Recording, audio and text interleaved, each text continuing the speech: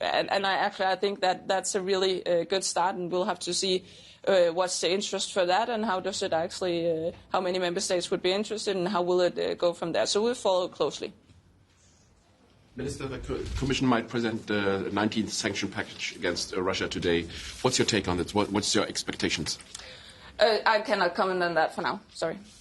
Minister, this week was the one-year anniversary for the Draghi report, and Mr. Draghi himself came out and gave a speech.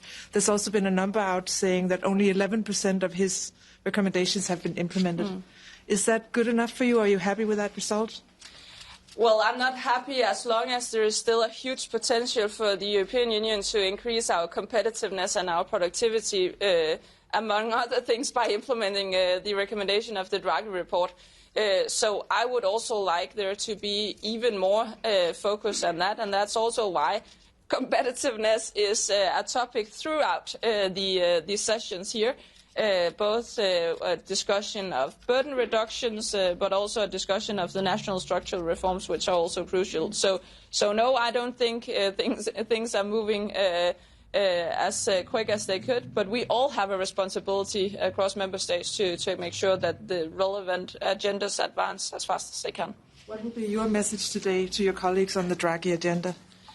Well, the Draghi agenda is a broad one.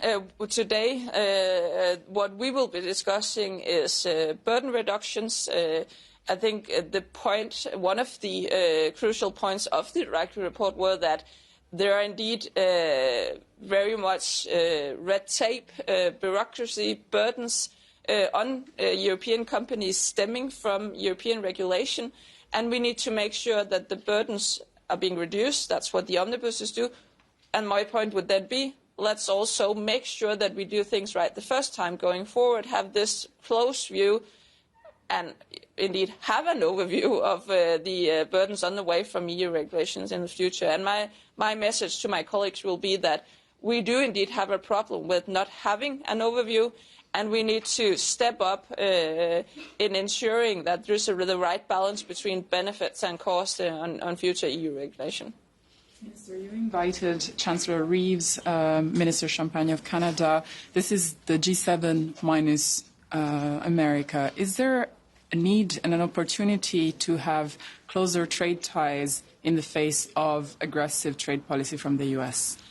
Yeah, in general, I think it's important to remember that free trade has always been a source of wealth and prosperity, has brought enormous benefits also to us in Europe. And of course, in the light of the recent trade tensions, it's obvious that the European Union should explore possibilities of closer ties with other parts of the world, as we are doing on a number of occasions. Any other questions? Great. Have a nice day.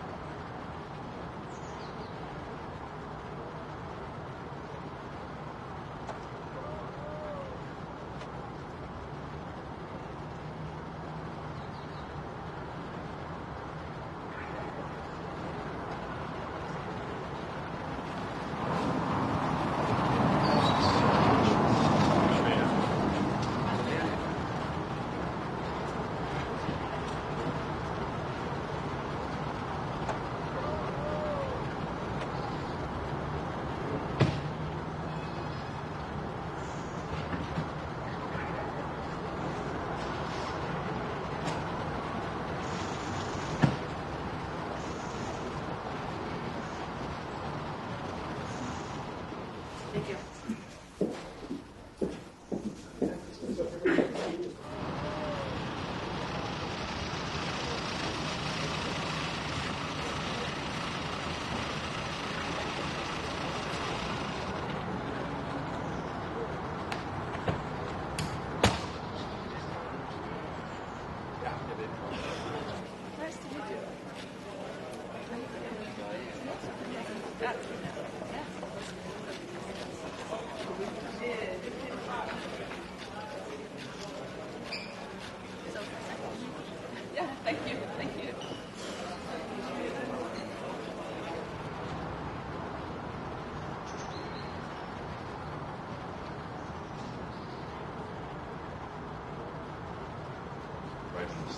Good morning, everybody. Happy Friday. Just to say a few words about the Eurogroup agenda today. It's great to be here in Copenhagen, and I want to thank Stephanie and all of our Danish hosts for the welcome that they're giving us. The Eurogroup today will be focusing on three main areas. The first one is I will be presenting the new Eurogroup work plan, which will take us up to the middle of next year. And that will be looking at the areas of work for the Eurogroup. The particular areas of further focus first will be with regard to the competitiveness of the euro area and the continuing budget stability of the euro area and the work that we are doing to support that. Second area of focus for the Eurogroup meeting today will be with regard to the digital euro. This is a project, the urgency of which is now growing. And we have had an awful lot of work underway in the first half of this year, which we're aiming to conclude today, with regard to how the digital euro would be launched and how decisions with regard to holding limits would be made. And I hope we're going to see a broad basis for moving forward that will then allow our Danish friends to continue with their legislative work on this. And then finally, we will be having a discussion on the economic situation here within the euro area. And what we have seen is continued growth on average in the euro area in the first half of this year, albeit growth at a lower level than other parts of the world. But thankfully, we continue to see very high levels of employment, and we continue to see a process of disinflation that is underway. And we'll be looking at the work that we need to do to continue with that progress for the rest of this year and into next year, which is why our work on the digital euro and the work programme of the Eurogroup is important. Can I just ask you about, there's been lots of talks about frozen assets, further usage of them. Why is there such cautiousness? What's your take on that? What would you support in further use of frozen assets? So firstly, we've already made a lot of progress in relation to how gains from immobilised assets can be used due to the work that happened with the ERA loans over the last year. What we are now doing, and this work is happening also within the G7, is looking at further steps regarding those assets. And there is, I believe, important and good discussions underway with regard to it. Europe has been at the forefront in finding ways in which we can support the economy, the people and the security of Ukraine, and we want to look at further ways in which we can do that. Okay, I'll just get one more and then I've got to head off. Same topic. What can be done beyond windfall profits without hurting the confidence in Europe as a financial market? So those discussions are underway at the moment, and I'll simply emphasise that we are well aware of the need to maintain confidence within the euro and the euro area, and well aware of the importance of that being considered with regard to immobilised assets. That was recognised in decisions that were made regarding the ERA loans, and in the engagement that I'm seeing taking place on that at the moment, I think that continues to be well understood, and I would say very good cooperation and good discussions are underway with regard to it. Okay, see you later on. Bye-bye.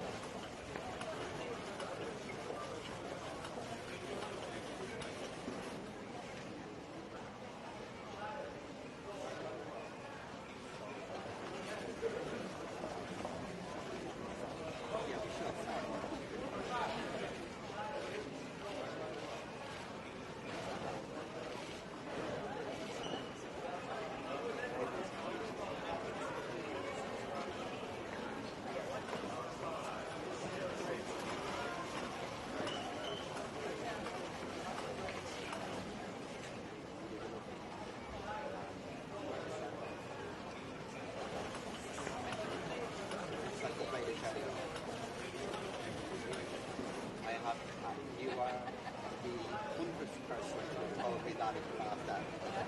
So rest assured that we always want to work with our friends and people.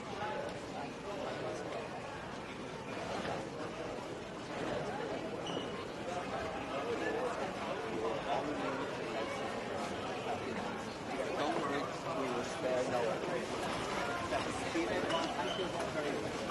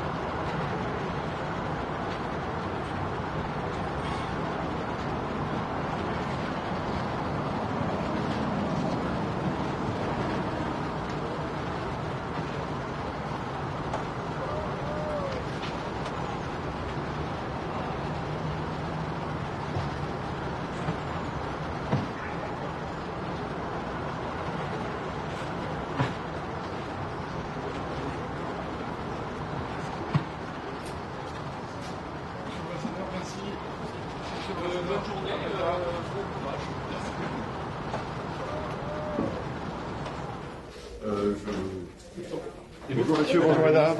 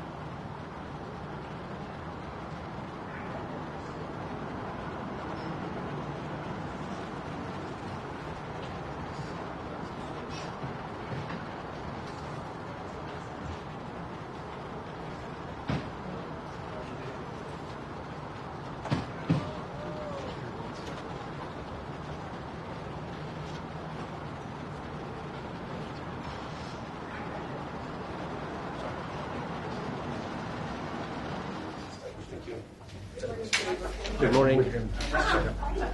Want to start?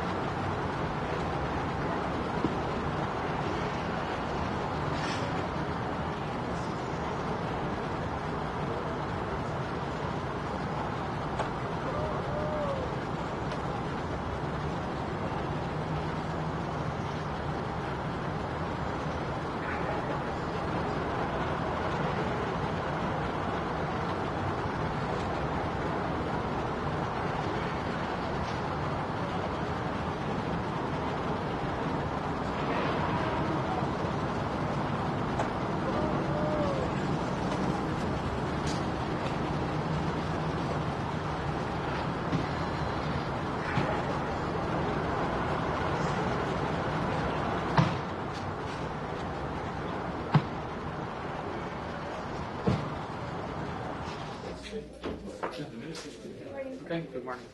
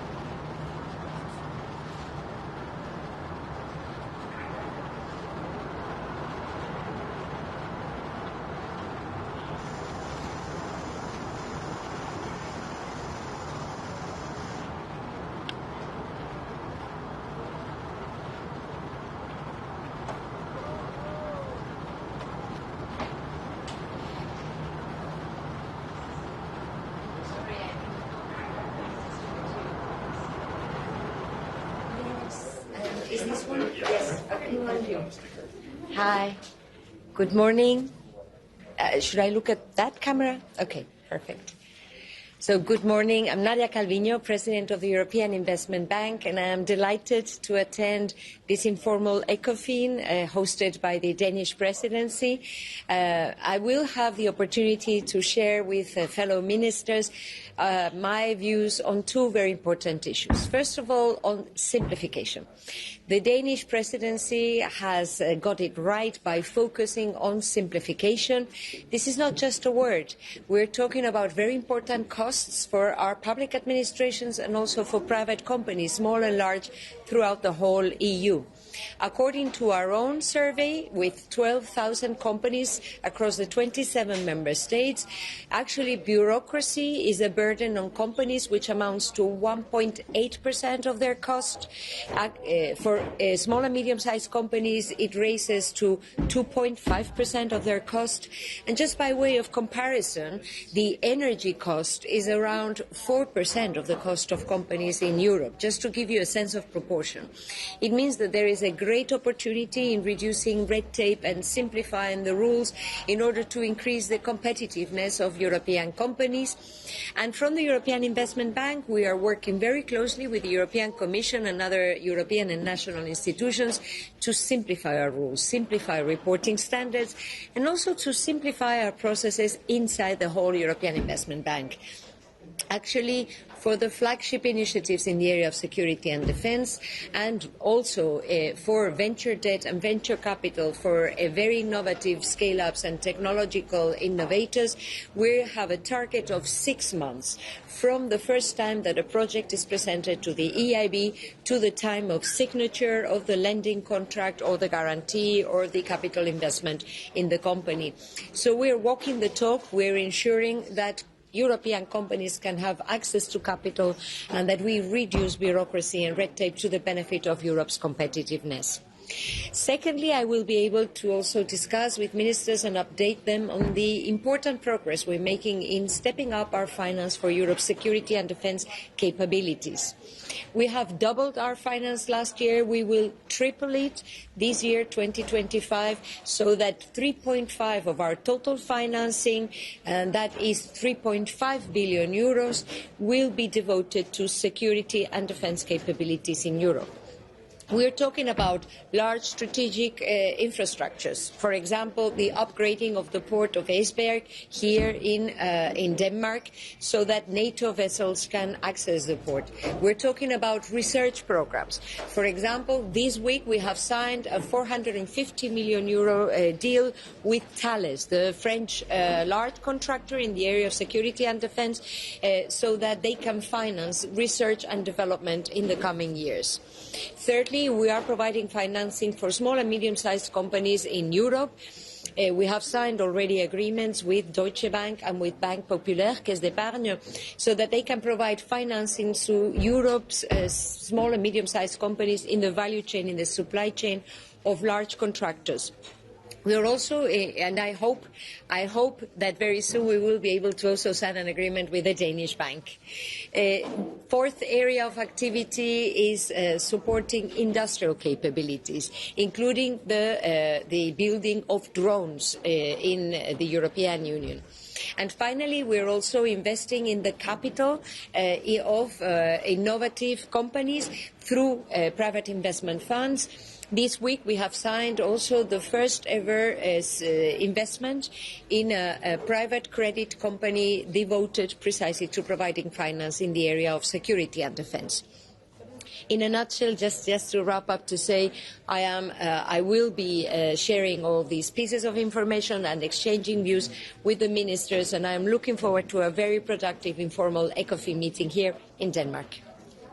Then one question about there's lots of talks about the further usage of frozen assets. What's your point of view? How can this be supported? It is not my job and my role currently, since I'm no longer a minister or vice president, as was the case in the past, to express views on these kind of proposals. Let me just say that from the EIB we are a very close partner of Ukraine, and very recently we have signed a very important deal, 300 million euros in finance, so that Ukraine can replenish its gas storage for the winter. Every second week there is a project in Ukraine that's being inaugurated or a deal signed to support the country, to reinforce its resilience. And this means hospitals, schools, kindergartens, train infrastructures. Only a couple of weeks ago, the first ever railway infrastructure, according to European standards, was inaugurated. It is about gas storage and energy resilience. We are committed, and we have an unwavering support for Ukraine, and we will stand by Ukraine in the coming weeks, continuing this momentum and this very good rhythm that we have reached in terms of deployment of finance and projects implemented on the ground. Thank you. Thanks. Good morning. I very much look forward to these rewarding discussions today, for instance, on simplification of financial regulation, reducing complexity in EU legislation in general, structural reforms, etc. These are all very much needed in order to improve our productivity and competitiveness, and also economic performance in general. And I think that in the current geopolitical and security situation, these are even more relevant. For instance, good economic performance and sound public finances, sustainability, they are very much needed in our overall security and also to boost national and economic defense. We're meeting here in the beautiful city of Copenhagen for the Informal ECOFIN and Eurogroup Summit to discuss the full scope of issues, from the introduction of the digital euro to the economic implications of geopolitical events. We're also meeting 1 year after the publication of the Draghi report, and if there is a lesson to be learned from it, is that we should raise our level of ambition. We should try to achieve more than just eliminate barriers that exist between the member states of the European Union, between our economies. We should also try to pool resources in strategic sectors, in digital infrastructure such as telecom, but also to streamline, to modernize procurement in areas such as AI, cybersecurity, the green transition. We should not just try to have an economy that manages risks. We should try to have an economy that fosters innovation and facilitates growth in 21st century terms. And this is fully achievable.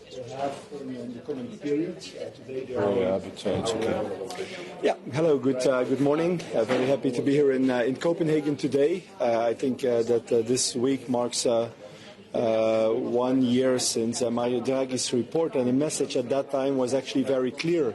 Europe cannot afford complacency, and if you look at that today, then you see that that message is even more urgent than ever, and that we actually delivered too little in the last year. And so it will be important that we will unite, and it's also an important role that the Eurogroup will have in the coming period. Today there is too much competence between member states. We need to unite as a bloc in the world, because it affects us economically. It also affects us a lot politically. And in these uncertain times, this is actually unacceptable. So it's important that we act united. We know that, for example, if you look to the investments that are needed to close that competitiveness gap, it's I think 750 billion according to a study. Then it's actually important that we take steps. That we, for example, of course, cut the red tape. That we also look at closing and then finally having that capital markets union, also mobilize and unlock private capital. And the file that is today on the agenda of the Eurogroup, the digital euro, is also such a strategic project where we need to act as one Eurozone, because it's important and it's embedded in a single market, in a strong single market, because that will be important to scale up, to actually have the possibility to innovate, to invest, to also compete against globally, and also, of course, to protect our welfare states that actually define Europe. So it's up to the Euro group to deliver. I think that we have the responsibility, we also have the tools, and it's now too important that we act as one. I'm pretty sure that with the work program that is now on the table that we will be able to deliver. There's a question on frozen Russian assets. What further usage would Belgium support, and how fast should that go? Well, you know that there is a proposal now on the table. We heard the announcement of President von der Leyen, although I should say that the proposal is for the moment rather vague. And of course, you know that our position as Belgium is actually pretty coherent since the beginning. It's not possible to confiscate sovereign assets. It's also important that the risks that you have will be shared among all member states. So this is important for us. And if I look to what is currently on the table, I think that there are still a lot of uncertainties and also a lot of risks. So I'm a little bit, I'm not quite sure, a little bit skeptical of what the proposal is currently that is on the table. From your point of view, what could be done without harming the confidence in the European financial marketplace? Well, I think that, and that's also have been our position since a long time, that we need to look to that financial stability that is important, that we will be able to share the risks, and that we find a way and a framework in which scheme in which these risks will be shared among the different member states and with the G7 countries. What kind of guarantees? Is it monetary guarantees for any liabilities that European and Belgium will be on the hook for? Well, I think that that's pretty clear that there are, with the proposal that is on the table, could be on the table where we don't have any technical details yet, that there are some legally issues, that there are legal issues, that you also have, of course, the financial risks that are related to it, and we need to have legally binding certainty that we can overcome this kind of risks. So the digital euro, can you explain what are the risks associated with the current US-led payment system? Well, I think that the digital euro for us is a strategic project, where we also need to advance. There's a lot of technical work that is already done. Of course, we also need now to take the political decisions on that. I'm convinced that if we can bring that digital euro to a good end, that it will also be an asset for Europe and for the Eurozone. But why is it needed? Well, I think that it's needed if you look to, of course, that other continents are also having that role, and also that Europe, we of course have our cash money and the euro, but it's also necessary that a digital coin, the digital euro, will be there in a world where, of course, also the euro needs to play an important role. Thank you very much. Guten Morgen. Ja, also ich freue mich, dass wir hier neuerlich die Gelegenheit haben, an einem starken Europa zu arbeiten. Das ist der Sinn auch dieses informellen Ecofins. Gerade in so unsicheren Zeiten, weltpolitisch und weltökonomisch, ist entscheidend, dass Europa gestärkt wird. Wir haben aus unserer Sicht dazu auch allen Anlass, selbstbewusst in diese Frage hineinzugehen. 80% in der EU erzeugten Güter und Dienstleistungen werden wieder im EU-Binnenmarkt verbraucht. Also es ist einer der stärksten und attraktivsten Wirtschafts- und Sozialmodelle in der Welt, und wir müssen es weiter stärken. Der wichtigste Handelspartner Europas ist Europa, und das heißt, wir können unabhängiger werden von allen Unwägbarkeiten, die in der Welt passieren, wenn wir auf ein starkes Europa setzen. Aus meiner Sicht ist das entlang des Draghi-Berichts in zwei Bereichen zu diskutieren. Zum einen die Stärkung des Binnenmarktes. weitere Vertiefung des Binnenmarktes. Wir haben in Österreich hier ein besonderes Anliegen, das ich heute auch noch einmal vorbringen werde, nämlich diese territorialen Lieferbeschränkungen, die für kleine Länder höhere Preise bedeuten. Internationale Markenartikelkonzerne verlangen in kleineren Ländern höhere Preise als in großen Ländern. Das wirkt wie eine Art Zoll für kleine Länder und wir sind ganz stark darauf ausgerichtet, das wegzubringen. Das wäre eine Vertiefung des Binnenmarktes in vielen anderen Bereichen auch notwendig. Bankenunion, Kapitalmarktunion. Und das Zweite ist, wenn wir Europa stärken wollen wirtschaftlich, müssen wir investieren. Gegen die Klimakrise vor allem, also bessere Energienetze, bessere Mobilität über ganz Europa. Und hier wird es wohl auch stark darum gehen, wie wir das mittelfristig finanzieren können im Rahmen des neuen EU-Budgets, das dann 2028 kommen soll. Eine Frage zur Unterstützung der Ukraine. Es wird wieder darüber gesprochen, wie man eben die Windfall Profits, die Frozen Assets, weiter nutzen kann, um die Ukraine zu unterstützen. Welche Art der weiteren Nutzung würden Sie befürworten? Ja, wir sind hier sehr aufgeschlossen, weil Europa an der Seite der Ukraine stehen muss. Wir müssen das Opfer unterstützen und versuchen, den Aggressor möglichst einzudämmen. Da können diese Frozen Assets eine gewisse Rolle spielen. Für uns ist wichtig, dass sie im gesetzlichen Rahmen, das sozusagen vorliegt, dass hier Fortschritte erzielt werden. Wir warten da auch auf die Vorschläge der Kommission, die wir heute wohl informell zumindest diskutieren werden. Aber wir sind bereit, hier weitere Schritte nach vorne zu gehen. Heute kommen die Vorschläge von der... Wir werden der informelle ECOFIN ist ja immer dazu geeignet, Informationen auszutauschen, die nicht unmittelbar in Beschlüssen enden müssen. Aber hier wird das Terrain aufbereitet und diese informellen Diskussionen sind entscheidend, um dann bei den nächsten Sitzungen Dinge konkret zu machen und umzusetzen. Muss das jetzt alles ein wenig an Fahrt gewinnen? Insgesamt muss Europa an Fahrt gewinnen, denn in einer Phase, wo die Unsicherheit so groß ist weltweit und wo die Demokratievielfalt, das Sozialmodell unter Druck stehen, müssen wir schauen, dass wir Europa stärken. Wir haben die besten Voraussetzungen, aber unsere Schwäche in Europa ist, dass alles relativ lange dauert, bis wir durch die Entscheidungsprozesse durchkommen. Das sichert auf der einen Seite, dass gute Entscheidungen getroffen werden, wenn sie lang diskutiert werden, aber es ist jetzt besonders wichtig, rasch voranzukommen und deshalb sind wir in allen Bereichen dafür, sehr konzentriert, zielorientiert zu diskutieren und möglichst rasch Entscheidungen zu treffen. Stichwort rasch. Das 19. Sanktionspaket soll heute womöglich, oder das Proposal soll heute vorliegen. Geht es schnell genug? Ist das hart genug? Wie wird es Russland treffen? Die Europäische Kommission hat hier eine Reihe von Vorschlägen vorgelegt, insbesondere im Kryptobereich, Bankenbereich, Energiebereich. Also hier liegt, glaube ich, sehr viel vor und ich glaube, dass wir hier auch rasch vorankommen können. Es ist ja eine gewisse Übung. Wenn es das 19. Sanktionenpaket ist, heißt das, es sind 18 Pakete vorher geknüpft worden und in dem Sinn haben wir hier schon erheblichen Fortschritt, der auch notwendig ist. Vielen Dank. Gerne. Hello, good morning everyone. I will start in French, then I will speak in English. Donc du côté du Parlement européen, ce qu'on va demander aujourd'hui, c'est deux choses. Est-ce qu'on va changer de stratégie vis-à-vis des États-Unis, étant donné que le deal que nous avons est relativement critiqué au sein du Parlement européen? Est-ce qu'on va aller vers une digital tax ou quelque chose de ce type? Le second point, c'est sur l'implémentation du rapport Draghi. Le rapport Draghi, c'est sur l'investissement.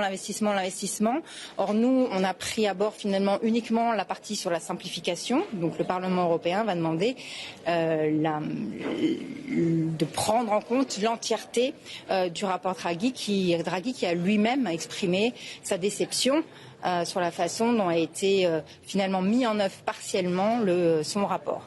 So 2 points from the European Parliament side. First point is that we will ask for the full implementation of the Draghi report. The Draghi report was about invest and simplify, and we only took on board the simplification part, so we want also the investment part of the Draghi report. And regarding the trade, the deal with the US, I have to say that a large part of the European Parliament is concerned, worried, and we are wondering if the European Commission is going to change its strategy toward the US. Thank you. Good morning. Looking forward for today's Eurogroup and ECOFIN meetings. Obviously, it's busy end of the year ahead of us, so many things moving right now. So, looking forward for intense work and good exchanges today. As regards Eurogroup, we'll be discussing the Commission's work program, the Eurogroup's work program for 2026, and I would say it's broadly outlined also with the main priorities as regards Commission's work on strengthening the resilience and competitiveness of European economy, and having a particular focus on a digital euro, where we'll continue the work, and where from Commission side we think it's indeed important that we accelerate the work, we reach agreement in the Council, and we are able to finalize this legislative work. And there I welcome the fact that the Danish presidency is indeed also prioritizing this work stream. Thank you. You have proposed, the Commission has proposed the reparations loan using the cash balances of Euroclear. When can we expect a proposal, and for what amount, and will it be open to other partners?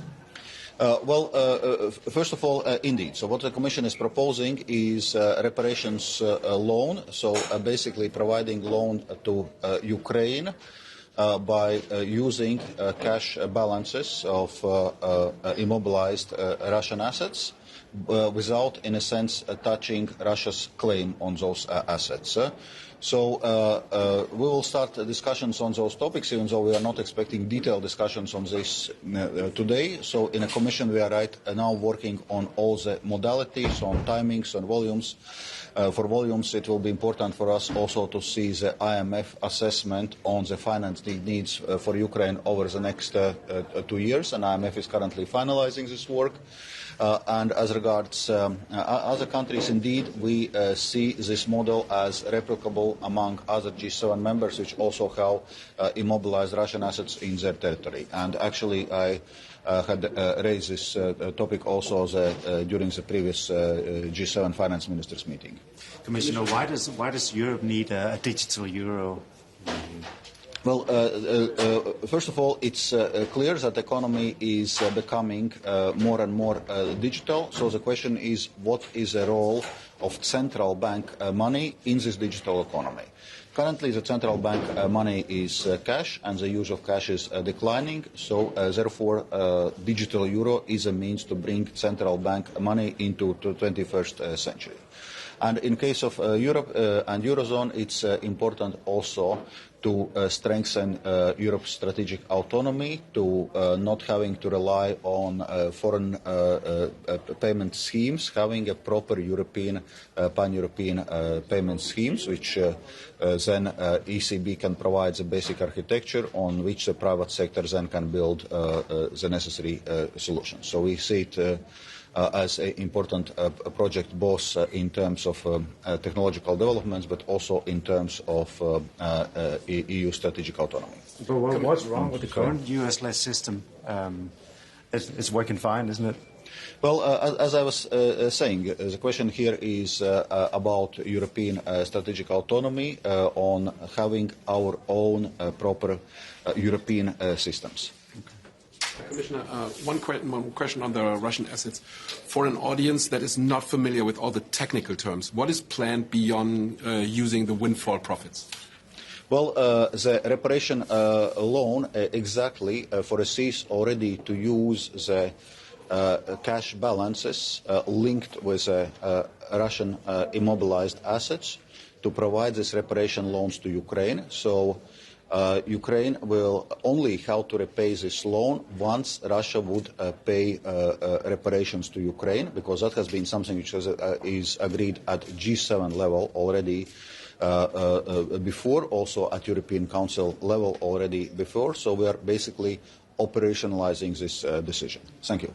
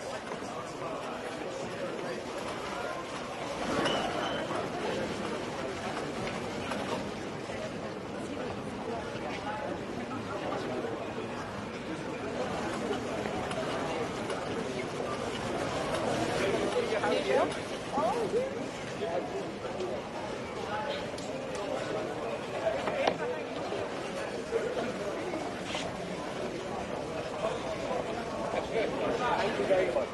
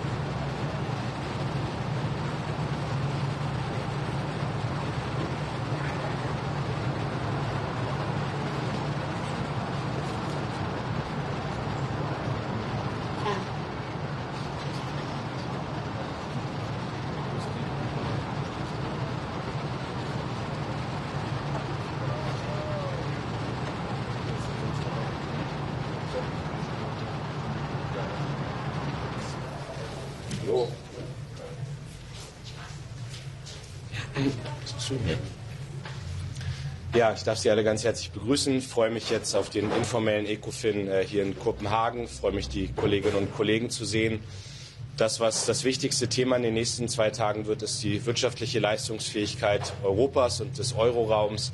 Wir sind in einer Schwächephase und deswegen geht es darum, jetzt verschiedene Maßnahmen zu ergreifen, um Europa wirtschaftlich wieder stärker zu machen, Arbeitsplätze zu sichern. Das Wichtigste ist, dass wir jetzt schnell zu einer Einigung im Zollstreit mit den USA kommen. Da gibt es offene Punkte, die jetzt geklärt werden müssen. Der zweite Punkt knüpft an dem, was die dänische Ratspräsidentschaft auch zum Schwerpunkt ernannt hat, dass wir uns um Bürokratieabbau kümmern, um Fragen, wie wir Wachstum auch in Europa wieder stärker erreichen können. Das hat also meine volle Unterstützung, dass das jetzt Schwerpunkt auch der dänischen Ratspräsidentschaft wird. Und wir werden heute mit den Beratungen auch darüber anfangen, wie wir Europa entbürokratisieren können.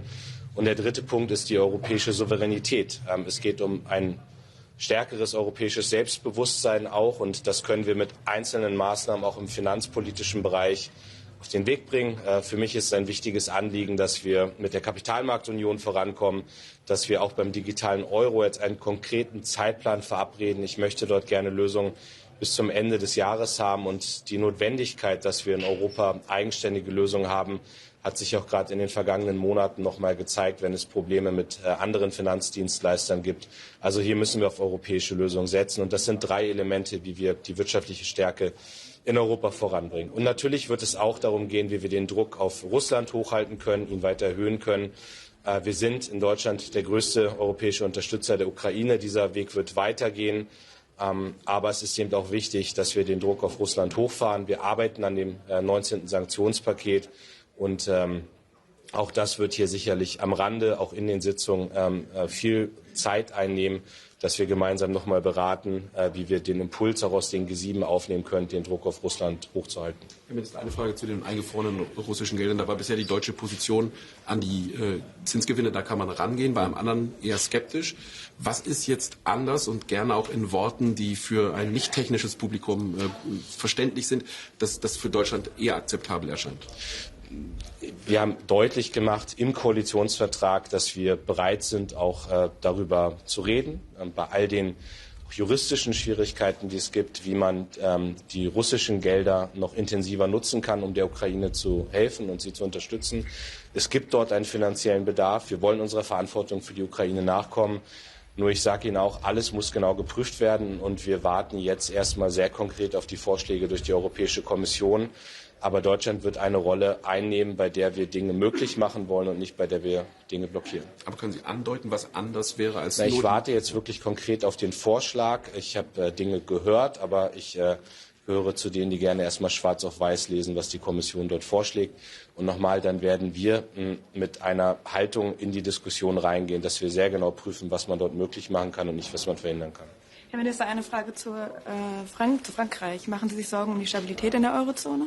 Nein, ich gucke natürlich sehr genau, was in Frankreich passiert, auch durch die Freundschaft mit Eric Lombard. Sie wissen, dass wir in der Bundesregierung sehr intensiv darauf setzen, das deutsch-französische Verhältnis wieder zu verbessern.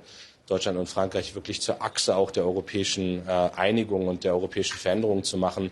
Deswegen gucken wir mit Sorge drauf, aber es gibt keinerlei Anzeichen dafür, dass die politischen Herausforderungen in Frankreich gerade den Euroraum gefährden. You coordinated with your fellow G7 finance ministers on further sanctions on Russia. However, how do you feel about U.S. demands of 50 to 100% tariffs on India and China? And if it's a no, then what other kind of pressure can you put? Wir gucken innerhalb der Europäischen Union, welche weiteren Maßnahmen wir in ein Sanktionspaket packen können. Das ist doch wichtig, dass wir da immer im Prozess sind, den Druck auf Russland zu erhöhen. Und ich habe es erstmal als positives Signal auch der Amerikaner wahrgenommen, dass sie gesagt haben, wir wollen schnell zu einer G7-Sitzung zusammenkommen. Wir wollen jetzt darüber reden, wie wir den Druck auf Russland oder auf Staaten, die Russland unterstützen, erhöhen können. Das ist ein wichtiges Signal. Aber wir haben jetzt auch verabredet, dass wir innerhalb der G7 eine gemeinsame Position abstimmen. Nicht alles, was auf Seiten der Amerikaner gut gefunden wird, müssen wir auch automatisch als Europäer gut finden. Und da wird jetzt verhandelt miteinander. Aber das Ziel, den Druck auf Russland hochzuhalten, auf Staaten, die Russland unterstützen, den Druck hochzufahren, das ist etwas, was ich als positives Signal wahrnehme, weil es ja ein Stück weit auch eine Veränderung der US-Position ist. Und da kriegen wir was Gemeinsames im Rahmen der G7 hin. Minister, what's your stance on the digital euro? Is there a need to do anything about? Is there any flaws in the current US-led payment system? What do you mean with flaws? Is there any? So the digital euro. Yeah. What's your stance on it? Is there anything wrong with the current payment system? Nein, wir wollen den digitalen Euro haben. Wir brauchen ihn und das will ich explizit sagen, auch um europäische Souveränität zu erreichen. Es geht um ein neues Selbstbewusstsein, das wir in Europa brauchen. Es geht darum, dass wir vorankommen, dass wir auch weltpolitisch mitspielen. Und dafür ist ein Zahlungssystem wie der digitale Euro ein wirklicher Meilenstein. Und deswegen werde ich hier mit der klaren Botschaft auch sein, dass wir zügig vorankommen müssen. Okay, vielen Dank. Vielen Dank.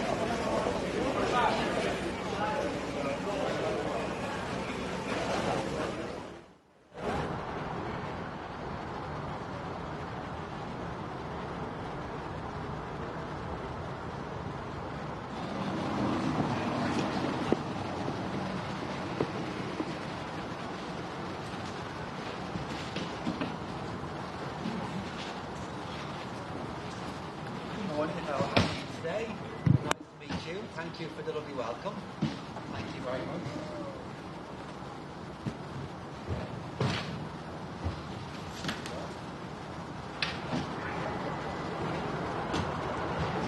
So you're having a very busy, yes?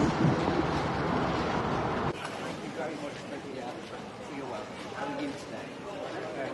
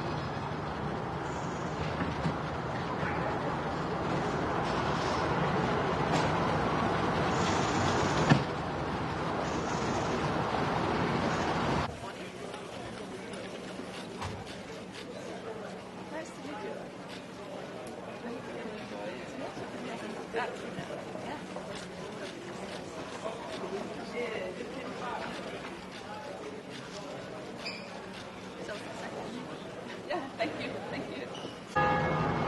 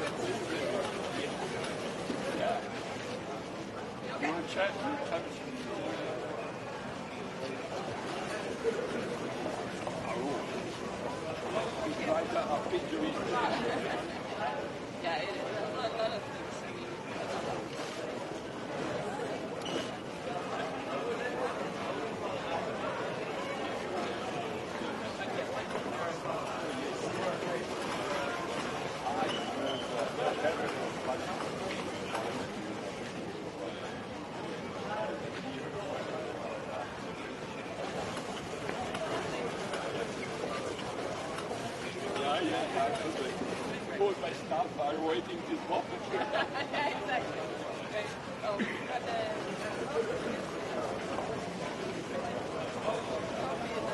Exactly. Okay. Oh, but, okay.